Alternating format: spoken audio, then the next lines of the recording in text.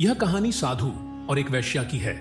साधु आर्यनंद वर्षों से अपने आश्रम में ध्यान और साधना में लीन थे, लेकिन एक दिन उनके शिष्य ने उनसे निवेदन किया, गुरुदेव, नगरी में लोग अधर्म और काम वासना के पाश में बंधे हुए हैं, आपके प्रवचनों की आवश्यकता है।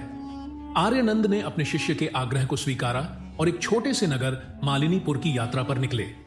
मालिनीपुर एक संपन्न नगर था, लेकिन उसकी शोभा के पीछे छिपी थी गहराई से फैली नैतिक पतन और अधर्म की जड़ें।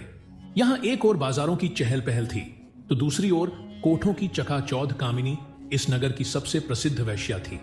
उसकी सुंदरता और आकर्षण का जादू हर किसी को अपनी ओर खींच लेता था, लेकिन उसके भीतर एक बेचैनी थी, जैसे वह अपने जीवन के उद्देश्य को लेकर उलझन में हो। उसने साधु आर्यनंद के बारे में सुना और उनके प्रवचनों में जाने का निश्चय किया। कामिनी ने सोचा, यह साधु जो कहते हैं कि उन्होंने कामनाओं को जीत लिया है, क्या सचमुच ऐसा है? मैं इसे परखूं। आर्यनंद नगर के मुख्य मंदिर में प्रवचन दे रहे थे। उनका स्वर गूंज रहा था, काम वासना मनुष्य की सबसे बड़ी परीक्षा, इससे पार पाना आत्मा को मुक्त करने का मार्ग है। उनकी बातें सुनकर नगर के लोग प्रभावित हो रहे थे, लेकिन कामिनी के मन में सवाल उठे। उसने सोचा, यह बातें कहना आसान है, लेकिन क्या वे सच में इसे जीत चुके हैं? संध्या के समय जब आर्यनंद एक कुंज में ध्यान मग्न थे, कामिनी ने उनके पास जाने का साहस किया। गुरुदेव, क्या मैं आपसे कुछ पूछ सकती हूं? उसने कोमल लेकिन चुनौती भरे स्वर में पूछा। आर्यनंद ने आंखें खोली और कहा, पूछो। कामिनी ने कहा, आप कहते हैं कि काम वासना से मुक्ति ही मोक्ष का मार्ग है, लेकिन क्या आपने सच में इसे जीत लिया है? क्या आप जानते हैं कि यह कितना बलशाली है? आर्यनंद थोड़ी देर शांत रहे, फिर बोले, यह कठिन है, लेकिन संभव है। जो आत्मा को जानता है वह इसे जीत सकता है।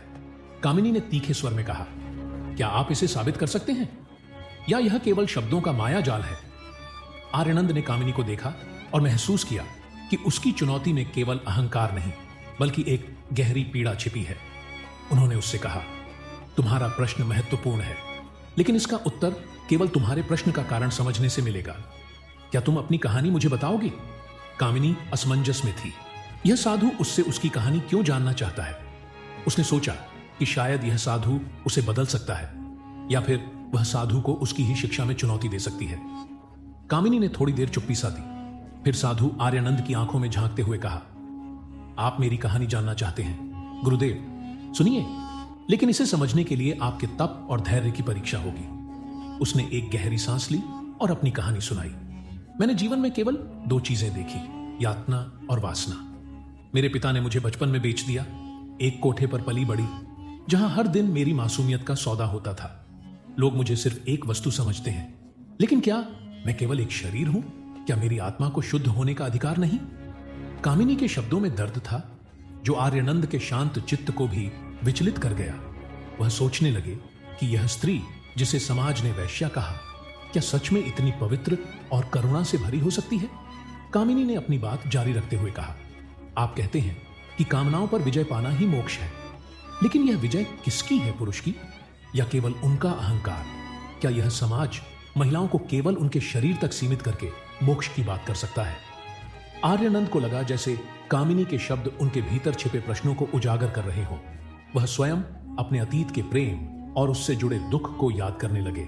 उन्होंने सांसारिक जीवन से भागकर संन्यास लिया था, लेकिन क्या वह वास्तव में अपनी कामनाओं से मुक्त हो पाए थे? आर्यनंद ने कहा, कामिनी, तुम्हारे सवाल सही हैं। मैं भी एक समय एक सामान्य मनुष्य था। मैंने प्रेम किया, लेकिन जब वह प्रेम टूट गया, मैंने इस संसार से भागना चुना। तुम कहती हो कि मोक्ष का अधिकार सभी को है, तो तुम्हारे सवाल के उत्तर में मैं यह कहूंगा, मोक्ष आत्मा का अधि है, शरीर का नहीं। कामिनी ने तीखे स्वर में कहा, तो क्या आत्मा शरीर से अलग होकर जी सकती है? जब तक हम इस शरीर में हैं, क्या हम उसकी जरूरतों और इच्छाओं से बच सकते हैं? कामिनी की चुनौती आर्यनंद को विचार मग्न कर गई। उन्होंने महसूस किया कि उनकी शिक्षा केवल आत्मा की शुद्धि पर थी, लेकिन शरीर और आत्मा के संतुलन पर उन्होंने कभी विचार नहीं किया। आर्यनंद ने कहा, तुम्हारे प्रश्न का उत्तर तभी मिलेगा जब तुम और मैं दोनों एक नई यात्रा पर निकलेंगे।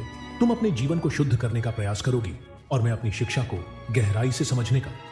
कामिनी ने कहा, तो क्या यह यात्रा सत्य की होगी या केवल एक और प्रवचन? आर्यनंद ने दृढ़ता से कहा, यह यात्रा सत्य की होगी। कामिनी और सत्य केवल तब प्रकट होगा जब हम अपने भीतर के सभी मुखौटे उतार देंगे। आर्यनंद और कामिनी के बीच धीरे धीरे एक भावनात्मक निकटता बढ़ने लगी। एक रात कामिनी ने आर्यनंद से पूछा, आपने कहा कि काम वासना को जीतना मोक्ष का मार्ग है, लेकिन क्या यह संभव है कि हम इसे त्यागने के बजाय इसे समझें और स्वीकार करें? आर्यनंद ने कहा, काम वासना जीवन का एक अंग है, लेकिन इसका अति ही पतन का कारण बनता है। यदि हम इसे संतुलन में रखें तो यह भी आध्यात्मिक विकास का हिस्सा बन सकती है। यह संवाद उनके बीच एक गहरे बात की शुरुआत थी। जैसे जैसे उनका संबंध गहराता गया, समाज ने सवाल उठाना शुरू कर दिया। लोग कहने लगे, यह साधु अपनी तपस्या से भटक रहा है, उसने एक वैश्य को अपने पास रख लिया है। कामिनी ने आर्यनंद से कहा, गुरुदेव, यह सब मेरी वजह से हो रहा है, मैं यहां से चली जाऊंगी। लेकिन आर्यनंद ने कहा, यह तुम्हारा दोष नहीं है, यह समाज अपनी वासना को छुपाने के लिए दूसरों को दोष देता है। हमें उन लिए नहीं, सत्य के लिए जीना होगा। एक दिन कामिनी ने आर्यनंद से कहा, गुरुदेव, मैं आपके प्रति आकर्षित हूं। यह केवल आपका ज्ञान नहीं, बल्कि आपका स्नेह है जो मुझे बांध रहा है। लेकिन क्या यह सही है? आर्यनंद ने उत्तर दिया, यह सही या गलत का प्रश्न नहीं है, यह केवल समझ का प्रश्न है। हम एक दूसरे को जानते हैं, न केवल शरीर से बल्कि आत्मा से भी। हमारा संबंध केवल वासना नहीं बल्कि आत्मिक यात्रा है। यह संवाद उनके संबंध को एक नई ऊंचाई पर ले गया, जहां वासना केवल एक माध्यम बन गई। आत्मा को जोड़ने का एक दिन कामिनी और आर्यनंद एक शांत नदी के किनारे बैठे थे। कामिनी ने कहा, गुरुदेव, अब मैं समझती हूं कि आपने अपने जीवन को त्याग कर जो मार्ग चुना था वह आसान नहीं था, लेकिन क्या हम दोनों इस मार्ग को एक साथ चुन सकते हैं? क्या हम अपनी आत्मा और शरीर के संतुलन के साथ सांसारिक जीवन जी सकते हैं? आर्यनंद कुछ देर तक चुप रहे, फिर बोले, हमने इस संसार को त्यागा नहीं था कामिनी, हम इस संसार में रहे, लेकिन इसके बंधनों से मुक्त हो गए थे। क्या हम अब इस मुक्तता को एक साथ साझा कर सकते हैं? यह उनका जीवन का सबसे बड़ा निर्णय था, एक साथ सांसारिक जीवन में प्रवेश करने का निर्णय। जब आर्यनंद और कामिनी ने नगर में अपना निर्णय सबके सामने रखा तो समाज ने उन्हें स्वीकार कर दिया। यह क्या हो रहा है? एक साधु ने एक वैश्य को अपना साथी बना लिया। यह पवित्रता और धर्म के खिलाफ है। कुछ लोग उनका विरोध करते हुए कहने लगे, क्या इस साधु ने अपनी तपस्या और संयम को छोड़ दिया है? क्या यह एक बड़ा धोखा नहीं है? लेकिन आर्यनंद और कामिनी ने संयम से जवाब दिया, हमने दुनिया को बदलने का सपना नहीं देखा, हम केवल अपना सत्य जीने की कोशिश कर रहे हैं। अगर हमारी यात्रा किसी के लिए प्रेरणा बन सकती है तो हम स्वीकार करेंगे। उनका निर्णय यह था कि वे समाज से डरकर या भागकर अपना जीवन नहीं जी सकते। वे दोनों अब अपने सच्चे रूप में अपने शारीरिक और आध्यात्मिक अस्तित्व को संतुलित करते हुए जीवन जीने का निर्णय लेते हैं। आर्यनंद और कामिनी ने अपने पुराने जीवन को छोड़ दिया और एक नए जीवन की शुरुआत की। उन्होंने एक नया आश्रम स्थापित किया, जहां वे न केवल ध्यान और साधना करते बल्कि समाज के सबसे कमजोर वर्गों के लिए काम करते थे। कामिनी ने अपनी संपूर्णता को महसूस किया, जो पहले कभी एक वैश्या के रूप में न थी। अब वह एक गुरु की तरह लोगों को प्रेम और आत्मसम्मान सिखाती थी। आर्यनंद, जिन्होंने एक साधु के रूप में जीवन जीने की कोशिश की थी, अब सांसारिक जीवन और आध्यात्मिकता को मिलाकर उसे नया अर्थ देने का प्रयास कर रहे थे। कहानी में नया मोड़ तब आता है जब सिद्धार्थ एक रहस्यमय और प्रभावशाली शिष्य आश्रम में आता है। उसका व्यक्तित्व भव्य और आकर्षक होता है और वह तुरंत ही आर्यनंद और कामिनी का ध्यान आकर्षित करता है। सिद्धार्थ की आंखों में गहरी आध्यात्मिकता की चमक होती है और वह अपनी बातें एक अद्वितीय आंतरिक शक्ति के साथ कहता है। वह कहता है, हम सभी अपने जीवन में आत्मज्ञान की तलाश कर रहे हैं, परंतु इस जीवन को पार करने का मार्ग उस सत्य में छुपा है जो हम देख नहीं पाते।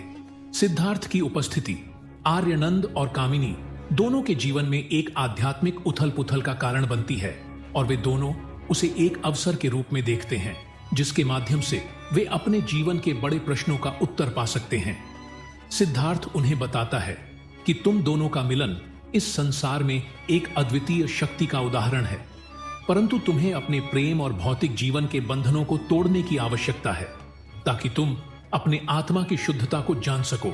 वह उन्हें मृत्यु, जन्म और पुनर्जन्म के चक्र के बारे में बताता है और यह समझाने की कोशिश करता है कि दुनिया की सभी इच्छाएं केवल मायाजाल है। कामिनी, जो पहले एक वैश्या के रूप में दुनिया में अपनी पहचान बनाने की कोशिश कर रही थी, अब सोचने लगती है कि क्या आध्यात्मिक स्वतंत्रता पाने के लिए उसे अपने शारीरिक रूप और सामाजिक पहचान को पूरी तरह से त्यागना पड़ेगा? आर्यानंद को भी यह चुनौती महसूस होती है, क्योंकि वह हमेशा संयम और तपस्वी में विश्वास करता था। लेकिन सिद्धार्थ का ध्यान और तंत्र उसे यह बताता है कि संसार जीवन को त्याग कर ही तुम अपने सर्वोत्तम रूप में पहुंच सकते हो। एक दिन सिद्धार्थ उन्हें तंत्र के माध्यम से एक साधना करने का निर्देश देता है, जिसमें वह उन्हें एक गहरे ध्यान में आध्यात्मिक अस्तित्व की उच्चतम अवस्था तक पहुंचने के लिए कहते हैं। लेकिन इस साधना के दौरान आर्यानंद को एक अजीब अनुभव होता है। उसकी आत्मा से अशुद्ध और दुष्ट शक्तियां निकलने लगती हैं, जो उसे अंधकार में खींचने की कोशिश करती है। कामिनी भी महसूस करती है कि सिद्धार्थ ने उन्हें इस साधना में मानसिक रूप से फंसा लिया है और उनके भीतर की कुंठाएं और भय अब अधिक मजबूत हो रहे हैं। यह अचानक एक आध्यात्मिक घातक मोड़ लेता है। दोनों को एहसास होता है कि सिद्धार्थ ने उन्हें साधना के नाम पर धोखा दिया और उसका असली उद्देश्य केवल उन्हें आध्यात्मिक रूप से कमजोर करना था। सिद्धार्थ की असलियत यह होती है कि वह वास्तव में भ्रष्ट और अंधकारमय शक्तियों के साथ जुड़ा हुआ था और वह दोनों को अपनी शक्ति बढ़ाने के लिए एक साधन के रूप में इस्तेमाल करना चाहता था। अब आर्यानंद और कामिनी के सामने सबसे बड़ा आध्यात्मिक संघर्ष होता है।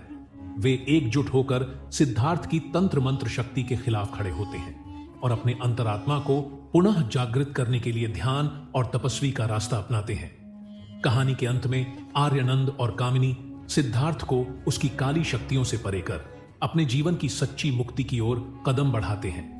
वे समझते हैं कि आध्यात्मिकता केवल बाहरी तंत्र या शस्त्रों में नहीं, बल्कि आत्मज्ञान और स्वयं की पहचान में होती है। अब वे दोनों एक साथ मिलकर समाज में परिवर्तन लाने का निर्णय लेते हैं और अपने सच्चे प्रेम की मिसाल कायम करते हैं।